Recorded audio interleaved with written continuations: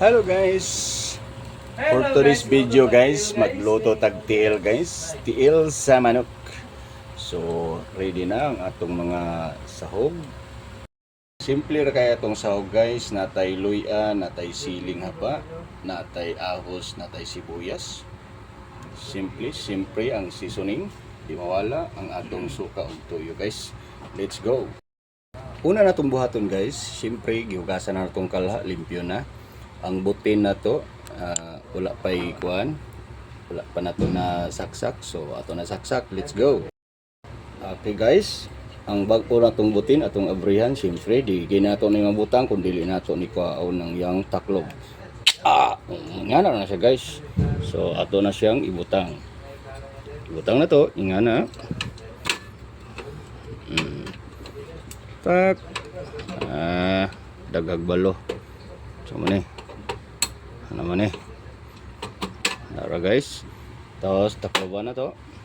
I-on na to. Yan. Tapos ato rin ipasiga guys. Okay.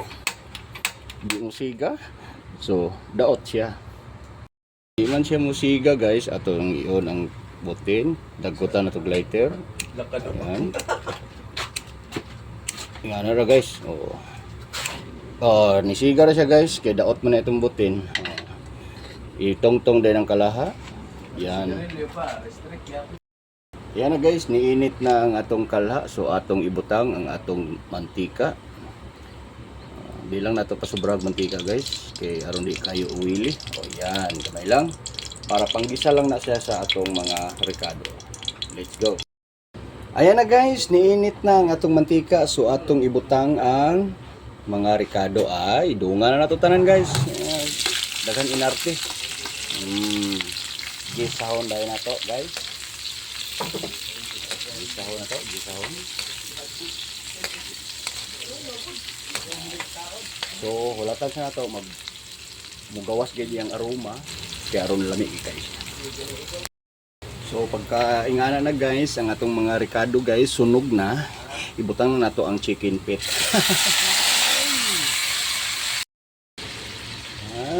Kaduha. Yan. Bali ang atong chicken feet na giluto guys is 1 kilo siya guys. So, let's go. So, ato din siyang ukayon guys aron ang mga ricado guys ma-mix. Para ma-mix gid ang ricado guys para manunuot gid ang lasa. Yan. Kayo na to guys. So ato din siyang butangan guys ug katong pinakuluan nato na sabaw sa tiil. Yan, ibutang na to yung sabaw kana. So ato din takloban guys. Yan. So ulat tag mga 20 minutes. Siyempre guys, di na ito malimtan. Ato gina siyang butangan og dahon sa laurel nga naay mga ulod. Muna yung pinaka the best. Siyempre, ato gina siyang patakan. Tabi-tabi po sa mga hindi gumagamit nito.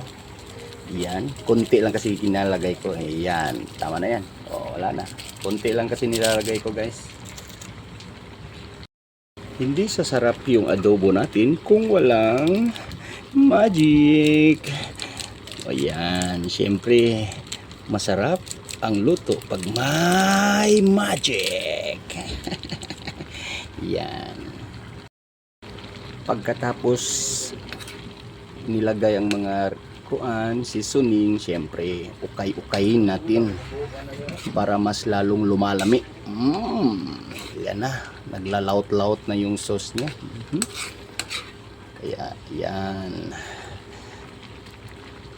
Pagkatapos siyempre tatakluban. Ayan. Ayan na guys, tumitikangkang na ang mga tiil guys. So siyempre hindi natin makalimutan lagyan natin ng swan. Yan, yung silver swan to you. Kamay lang kay aron yan. Tama na yan. Okay. Pagkahuman butangi og tuyo, butangan masad nato og siyempre suka. Di na malimtan kay Bisaya man nga adobong tiil. So, mora to guys. Nahuman na gid atong luto. Thank you so much. Thank you for watching.